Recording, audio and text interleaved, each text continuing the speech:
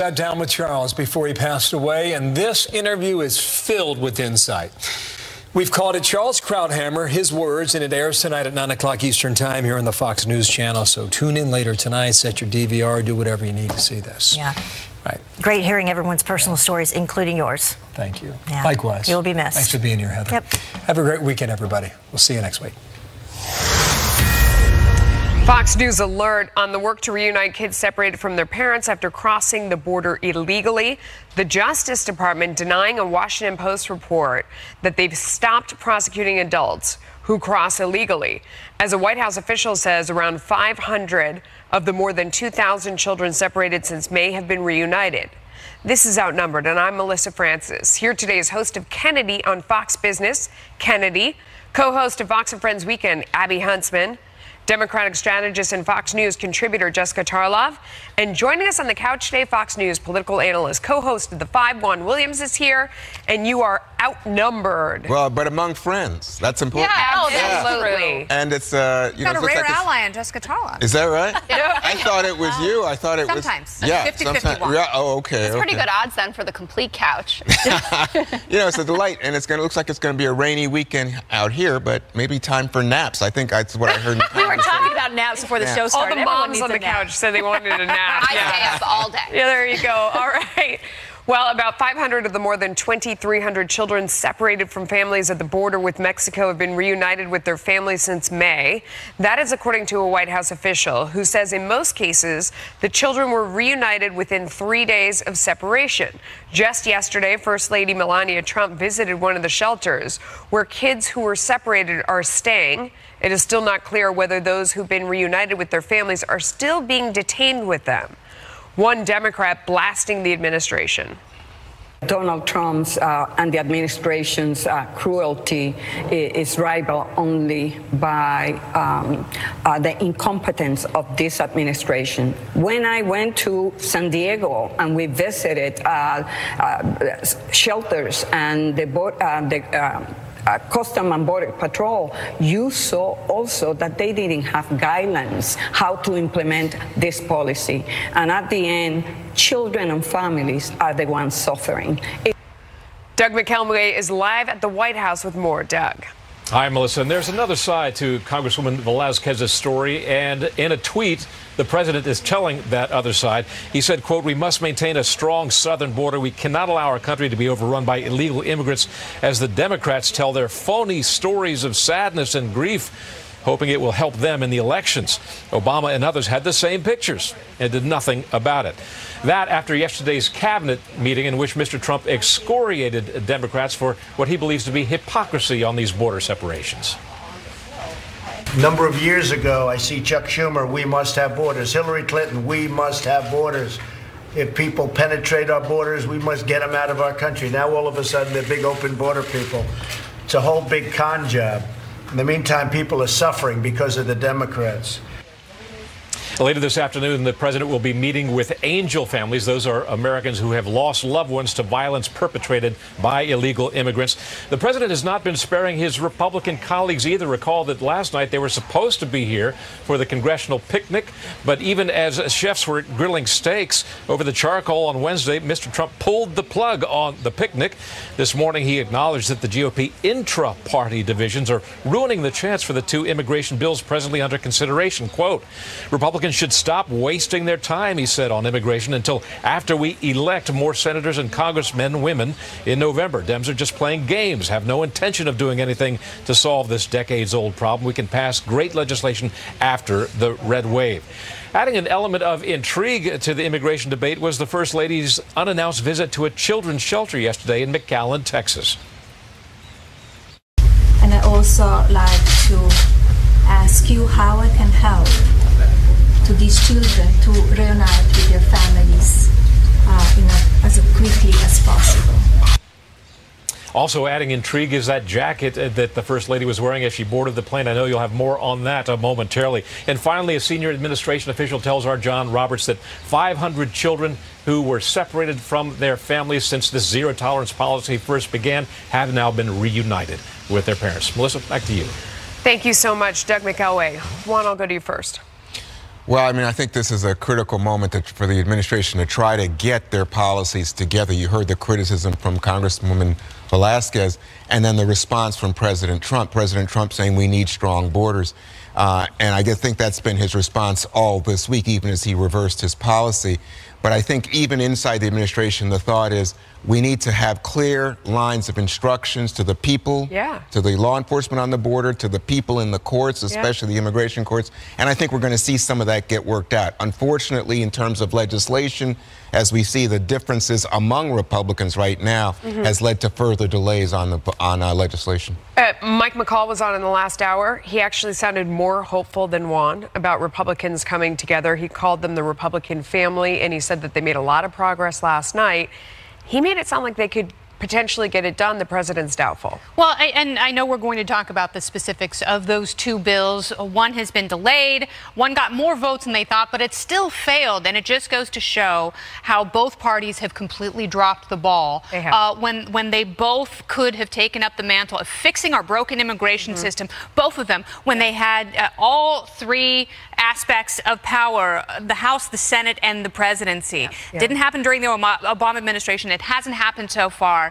And the thing is, what you have to do is stop with the Velasquez emotional rhetoric. It doesn't help. We all understand. I think the consensus is this looks bad. It's a bad policy. Zero tolerance has a lot of bad unintended consequences. What Democrats are doing, and this is the thing that I find abhorrent, is they are fanning the flames and making this such an emotional issue, which to their detriment, they're going to be forced to compromise and come up with legislation. Because if this is that big of a crisis, you have to find those areas where you are in agreement, and you have to work with the president and Republicans on administration. No questions asked if it is this kind of humanitarian crisis, which Democrats have claimed. Let's talk about the kids in the humanitarian crisis. Jessica, let me ask you, because Dan Patrick, who's the lieutenant governor of Texas, was on earlier today, and he had some staggering numbers. He said he had been down to the border many times. He's been working on this issue forever.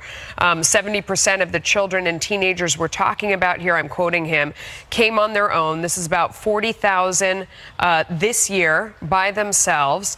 I've been to the border many times. You can't accept they're with their real parents, that drug cartels control the border. They make just as much money smuggling people as they do drugs. And so they extort families, and these children are not with their families. How do you do? We all agree that's at least part of the problem. I don't think anyone knows what percentage it is. Right. How 70% do you deal? Sounds incredibly high to me. Well, whatever. If it's two, how do you deal with that they're not with their family? What do you do? I think, unfortunately, we end up at an impasse, which is where we're sitting right now, where both sides, I mean, when you saw emotional reactions from Republicans I mean, as well. What would be a smart thing to do? Well, I think the smart thing that they are doing right now, which they did under the Obama administration as well, is to open up military bases to these children, to get them somewhere safe where they can watch them. There's an unaccompanied minors problem, and then there's a children being separated from their families. And I'm talking about the unaccompanied. The unaccompanied minors, that's something that has to be dealt with legislatively. We need to be better in touch, I think, with the embassies and the consulates in these home countries to talk about asylum-seeking programs and how we can make that work better so that we don't have everyone showing up at the border trying to seek asylum at that moment. The problem is I think it's over 70% of applications are being rejected, and the truth is it's no life for anyone in Guatemala. What if there are corrupt governments that are being run by drug cartels? Yes. And how do you differentiate those that really are seeking asylum? Because we've long had that law in this country. If you feel like your life is being threatened politically, religiously, we have a pathway where we can help you out, right? Which we should. The problem is, how do you differentiate between those that are seeking asylum and those that are not? I think we have to do a better job understanding why so many are leaving where they're coming from, and work with these countries to better understand how they can do a better job, how and people what we can do to do that. But at the end of the day, a accompanied minor or a child separated from a family is still a child. So, but Jessica, no one's disputing this. We're trying to solve the problem. And this is what is so frustrating. What we've all come to understand this week is the administration's had a very tough week, and I think they should have seen this coming a mile away, that this was going to look bad on them. It wasn't the right decision. We did not need to separate these families. There's a way to handle this. There's a way to double down on border security without having families separated. The question now is bigger picture. What do we do about these kids that are coming on their own, 70% of them? I've read that as well. And also bigger picture, what do we do about immigration? How do we make it so it's not so political and that you have Democrats and Republicans saying, what is right for this country? What's not just good for our base? And very quickly, to add to that, you have to find areas of agreement. Yes. And you have to start there, and you can't do everything comprehensively, because that's when it falls apart with both parties, even when you have some bipartisan consensus. So you have to take the issues where people agree. And Paul Ryan's trying to start with Dreamers, start with ending this separation policy. But then Democrats who have said that they are for more border security, they have to give there as well. We're going to talk about the legislation next. Let me ask you about the kids, because this was one of the moments, I don't know who watched Melania Trump live yesterday, but she had some really great questions that a lot of us are wondering that I don't think we really have the answer to. And she said, you know, what about these kids who are here and are seeking asylum and they can't go back and we don't know where they're from? Something to that effect. They said they have a special minor refugee program. I'd love to know more about that. How do you find those answers to where these kids came from? And a lot of them aren't speaking at the time. I mean, that's one of the major issues. And once we get these families back together, how do you decide, right, who's here for asylum reasons and who's here for economic reasons? Correct. And remember that we've even changed the standard in terms of what the requirements are for asylum, Melissa, so that last week the Attorney General said that if you come from an abusive family, for example, domestic violence is no longer a criteria that would allow you to claim asylum. So we're having those discussions now about what is legitimate and what's not legitimate. I wanted to say two quick things, one to Kennedy. I think that Democrats are invested in a solution, and I'm not saying that there's not politics at play here. There's lots of politics, but remember, the president was the one who stopped this policy and changed the policy. He said, oh, well, it wasn't my policy. It would have to be Congress. But then, of course, this week he acted unilaterally, and it was something that he could fix. So it's politics at play. Him to do. Well, everybody asked him to do. So, but the point is that he had presented it as if it wasn't something he could do.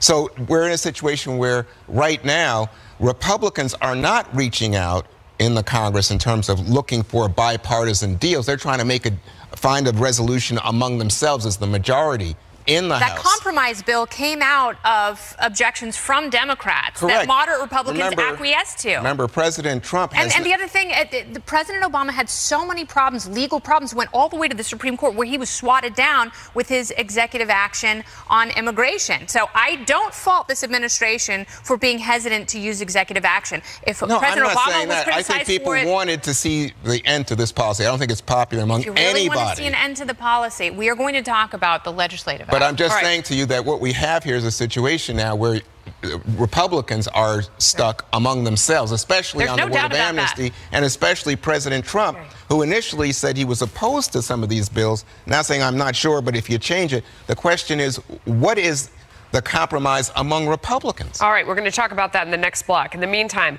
House Republican leadership pushing back a vote on a compromise immigration bill, but the president is placing the blame squarely on Democrats, who he says are just trying to obstruct whether Congress can pass a bill ahead of the midterm elections. Plus, today is the deadline for the DOJ to hand over all documents requested by congressional investigators. Will the department cooperate? And what lawmakers will do if they don't? I think both Chairman Gowdy and Speaker Ryan have been giving the FBI and the Department of Justice the benefit of the doubt. I have not been, as you know. My patience has run out.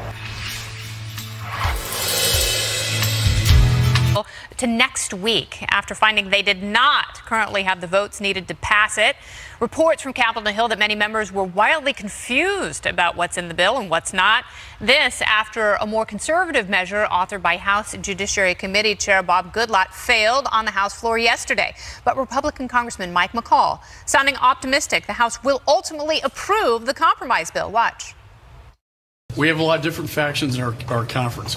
But this is one of the better, if not best, conferences I've been to, where everybody's trying to come together as a team so we can get to 218 and get this across the finish line.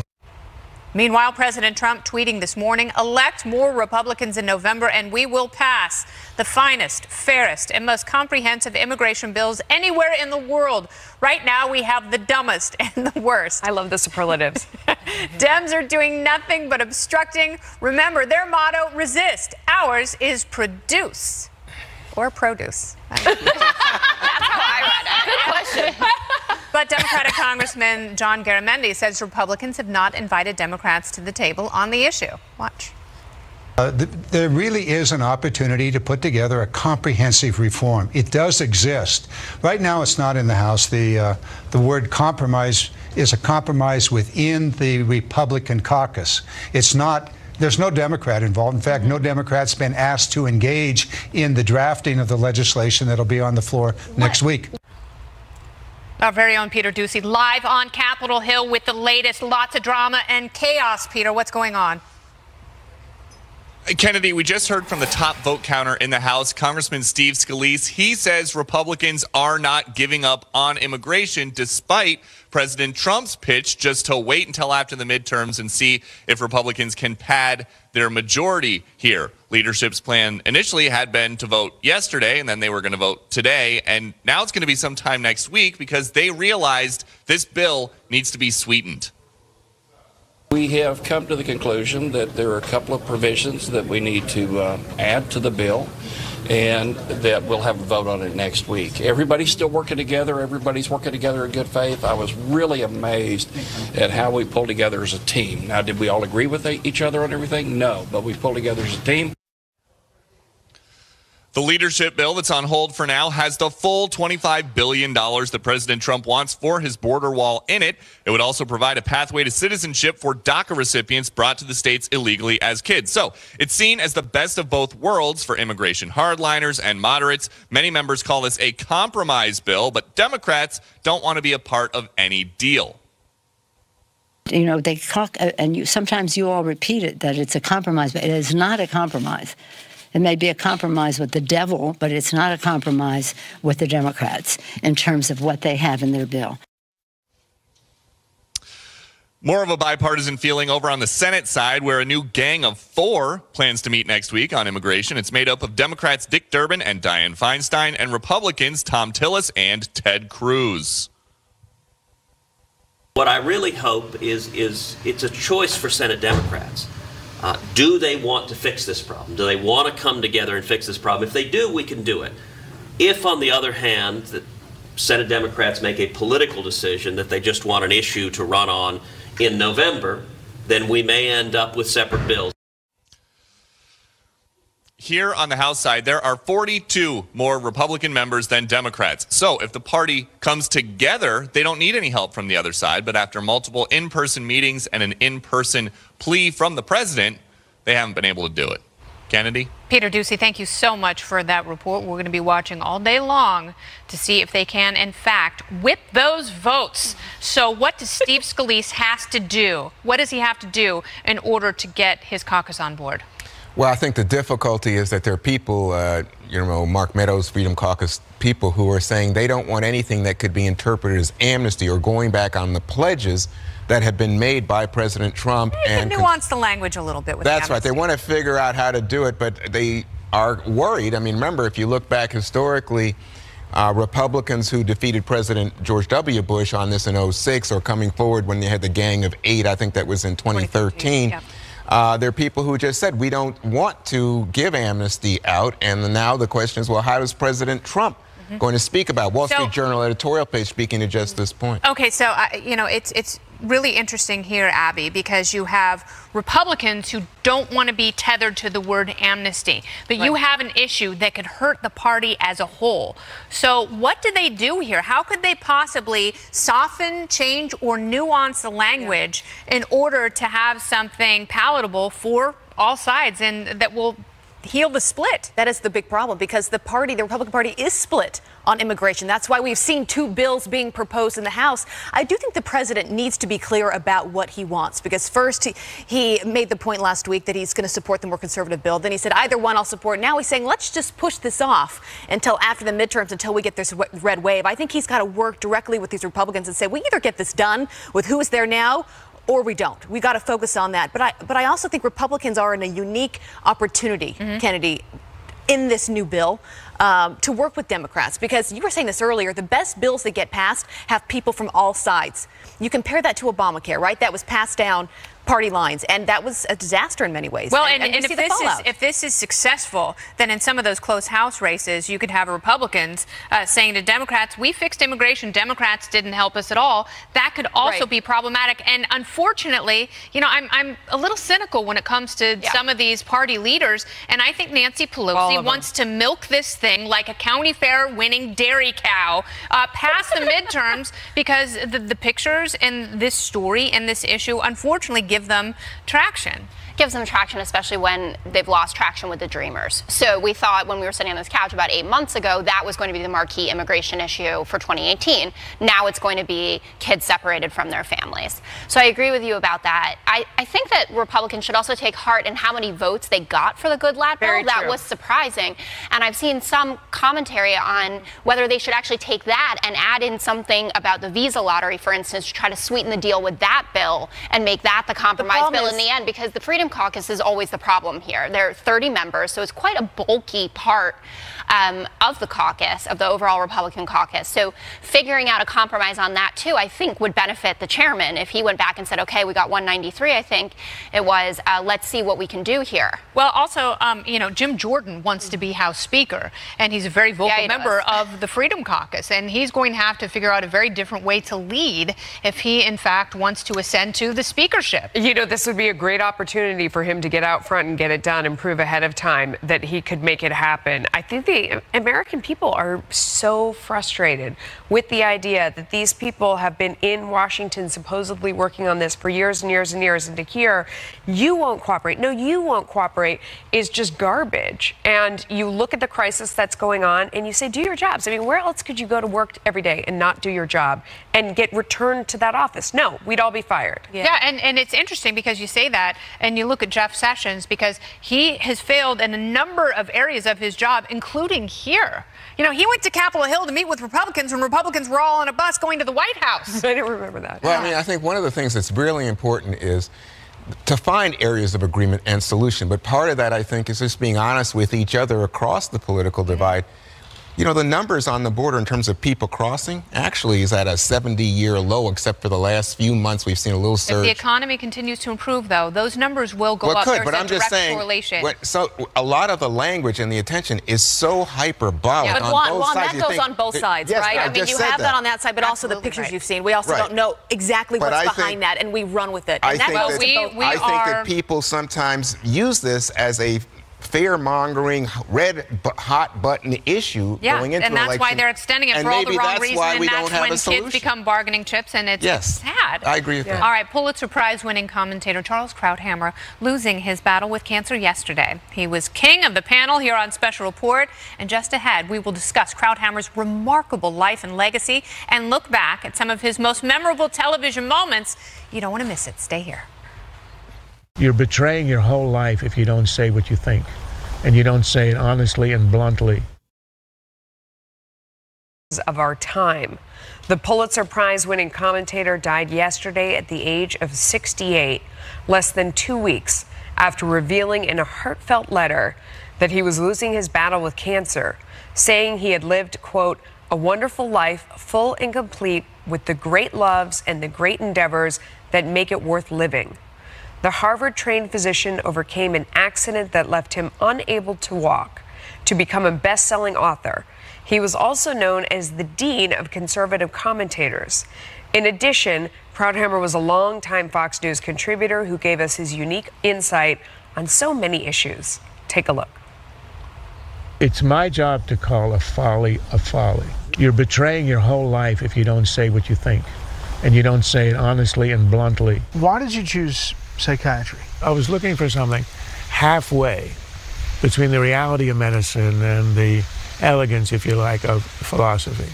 So psychiatry was the obvious thing. Number one, I'm a psychiatrist in remission, doing very well. I haven't had a relapse in 25 years. I write in the book, one of the reasons why I shifted is because on foreign policy, the Democrats changed, I didn't. What did you notice about the progression of your thinking on politics?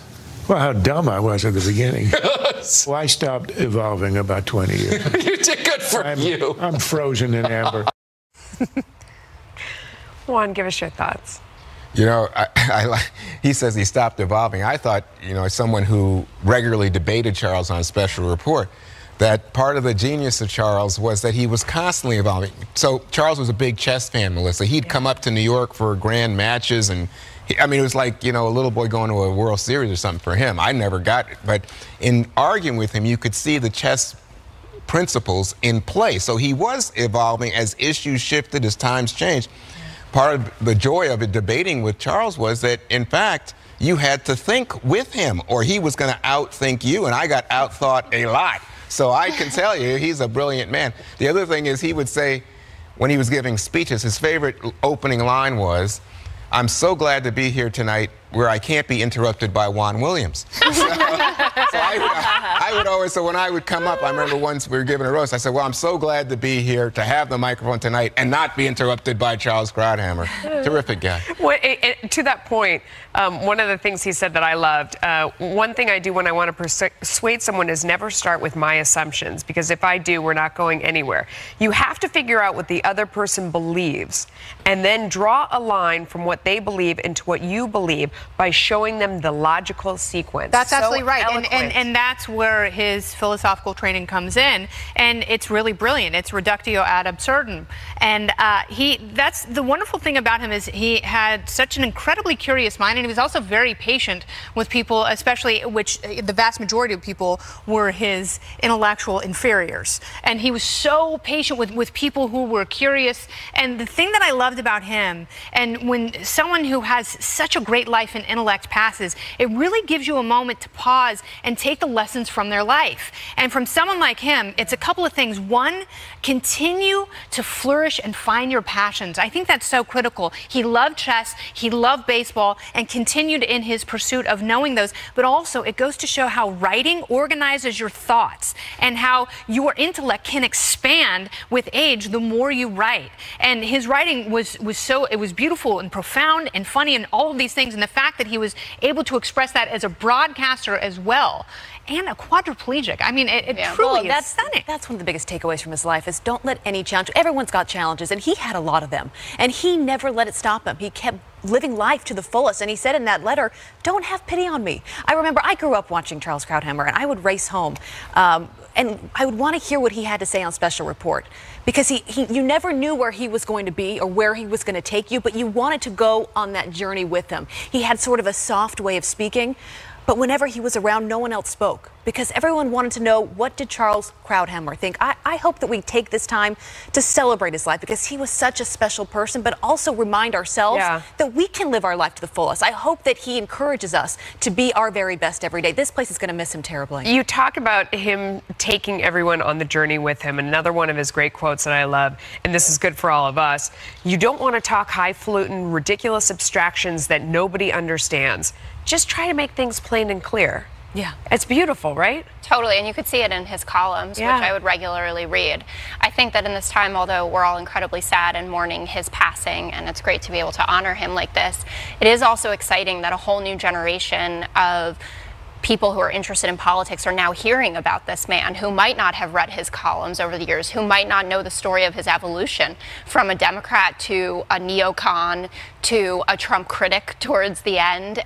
He really lived out that motto of the importance of calling a folly a folly. And that's why you had to sit and listen to him, because before he started a show or wrote a column, I don't think you could really predict what it is that he was going to say about a person or a policy or a decision. So an invaluable asset. I also just say quickly, Melissa, that he also didn't speak with anger. He could disagree with you, but he wanted to understand, and you made this point earlier, where you were coming from. He wanted to understand why you thought the way that you did. It's a great point. It was okay that we can feel differently about things. Juan, you know this. It's okay that we can disagree. I know this personally. And you know what? We need that mindset today more than we ever have before. So that's why his legacy needs to live on. We all need to learn from him. And that idea that he really listened to people. Yeah. He really listened to the other side, something that's missing. All right, well, more on the incredible life and legacy of Charles. Be sure to tune in tonight for a Fox News special, Charles Krauthammer, His Words. That's at 9 o'clock Eastern.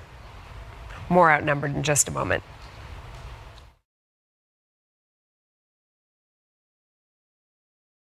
congressional investigators. Fox News reported that FBI Director Christopher Wray and Deputy Attorney General Rod Rosenstein met with the top House Republicans on that issue last Friday.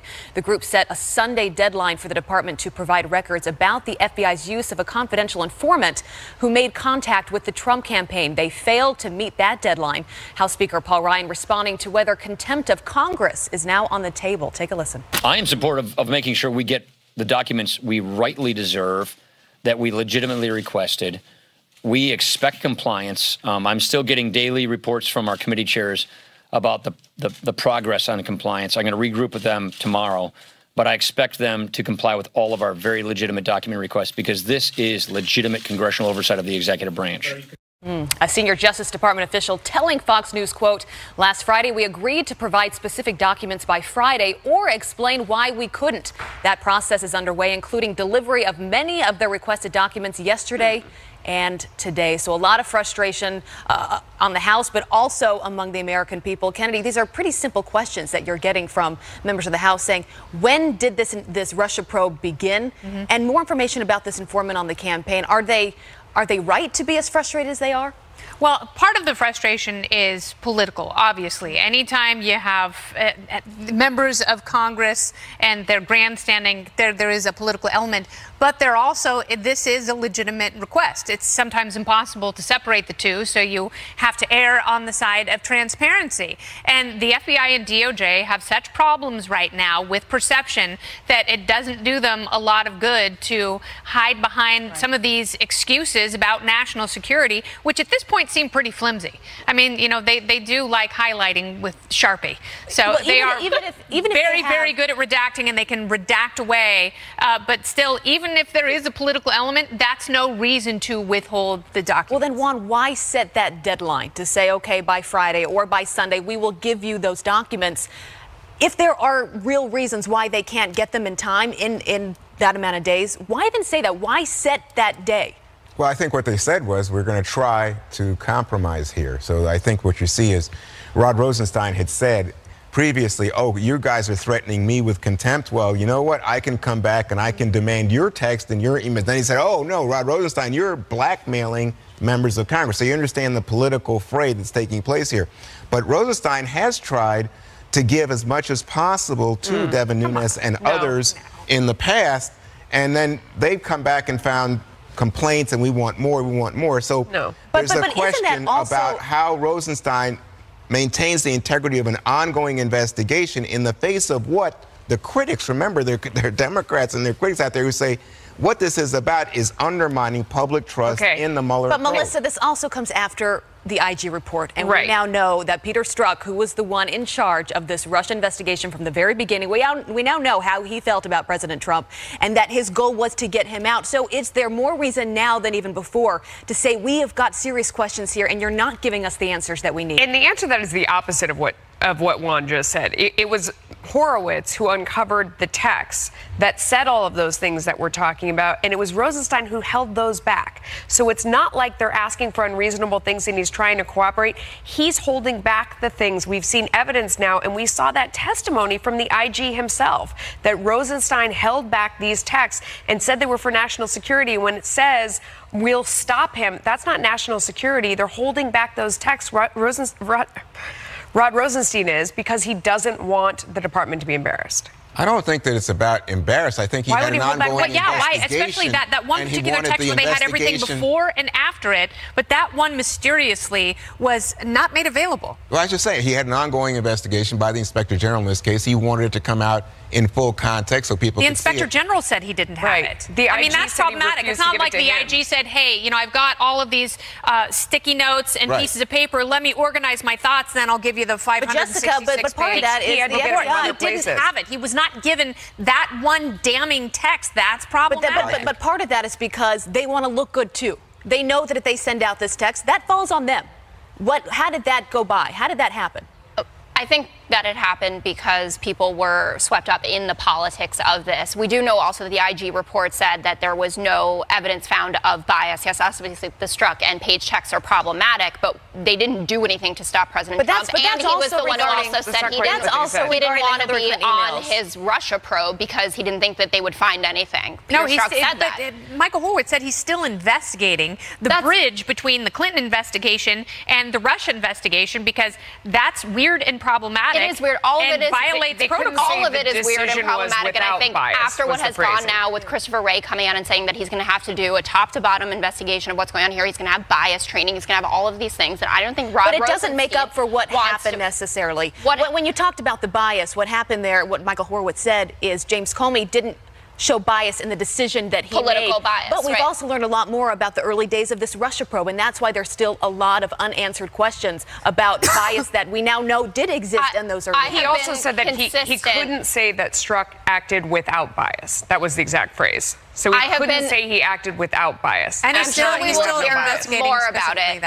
I've always been an enthusiast for the most amount of documents to be released that can be safely released. People over-redact, and they do it on both sides. And I think Rod Rosenstein was right to push back against a Devin Nunes and say, you want to hold me in contempt? I'm going to hold you in contempt, because he has been the most flagrantly partisan. All right, well, stay tuned. Still more to come on that. All right, First Lady Melania Trump visiting the migrant kids yesterday, but her trip is getting a lot of attention, not only for her actions, but also for her wardrobe choice before and after that visit. Whether that was fair, we're going to debate.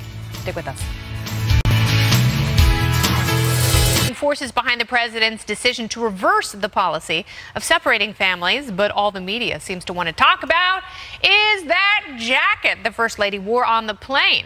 It's a $39 jacket from Zara that reads, "I really don't care. Do you?" On the back. Watch this. It's 100 degrees. It's 95% humidity in Texas. I just came from there. There is no scenario where you need to be putting on a jacket. Why did no one say, maybe pick one of your other beautiful coats, Melania? I just don't understand. Maybe it's a moment of true candor from her. I mean, this administration doesn't care about these kids. That she would go down there and do this, it tells us everything that we need to know. I mean, she's officially the Marie Antoinette of this administration. It should just say, let them eat cake. Oh, man. They are just a bunch of clucking hens. The First Lady's spokeswoman, Stephanie Grisham, firing back in a statement saying, quote, "It's a jacket. There was no hidden message. After today's important visit to Texas, I hope the media isn't going to choose to focus on her wardrobe. But the president says it was a shot at the media." Tweeting, quote, "I really don't care. Do you?" written on the back of Melania's jacket refers to the fake news media. Melania has learned how dishonest they are, and she truly no longer cares. Meantime, Democratic Congresswoman Dina Titus of Nevada responding to the First Lady with this pic, a sign reading, "I care." That's very deep on the back of her jacket. Come on, at least commit to it. Go get a paint jacket? Pen. No, it was a piece of paper. Yeah, exactly. Get a paint pen from Michael. There are jackets available, though, if anyone would like, I care Democrat jackets. You can go online and find them. I'm sure that, will be some sort of a fashion meme. I don't know if it's going to translate into votes. I agree. It was, really, it was a bad look for her. I mean, the green. It didn't make any sense. Who on her team said, you know what? That's a good choice, because you know what? Yes, in society, we've got a problem where we don't focus on the substance of anything. You look at the president's overseas trip. I remember the first one he took with Melania, and I saw more headlines about the fact that she swatted his hand away, and I was like, I just want to know what's going on this trip, things that actually matter to our life and our democracy. That's one problem. But you also need to realize the times that we live in and what a powerful moment it was for her to get down there on the border. This is something that she's said that she's passionate about, that she doesn't want these families to be separated. That coat was such a distraction, and she had to know that, and her team had to know that. They had to know. Who is around her that says, you know what, this is a terrible decision, because the 24 hours after, which is what is happening right now, no one will be talking about you at the border. They're going to be talking about the stupid jacket choice. But maybe that is what they want, and President Trump is actually telling the truth here, because he wins off of the fake news media cycle. That's how he won this election, by saying all the elites are out to get me. They don't report honestly, so he can now tweet for the next few days and say, First Lady Melania was so kind, and she went down there, and she really cares about these kids, and you're only talking about her jacket. So that makes more sense than anything else, because nothing else makes sense. Yeah, we watched her live on the couch yesterday, and she went out there. She asked great questions. She was very compassionate. It didn't feel fake when you were watching her. I was interested in what they had to say. I went and played it back later. And then later I saw this picture and I was like, wait a second, was that the same event? She didn't have wasn't it on even wearing at the a jacket event, right. when I saw her. And you saw this. It has to be contrived. It has to be. But Nothing why? else. What's the point? Well, what It just Jessica looks so said. bad. I know, well. And it's like, it's such a distraction, and there's no need to have distractions when you're going to do something heartfelt and you're raising the appropriate kind of awareness. Because I think the people on the Trump side aren't going to believe that she meant I don't care. Right. The other side goes bananas, and then he uses that as a talking point. I think Jessica solved the mystery. So when you see the coat, do you read Laurel or Yanni? You know, that's really important. But I just don't understand why you would open yourself up to this kind of criticism and distraction. And she not only wore it once, she then put it back on. So, I mean, even in between, you would have thought somebody on her side who cares about her would have said, hey, this isn't working, don't do that. Wear my jacket, dear. Here's what I will say, though, Melissa. If she had not worn that jacket, still folks in the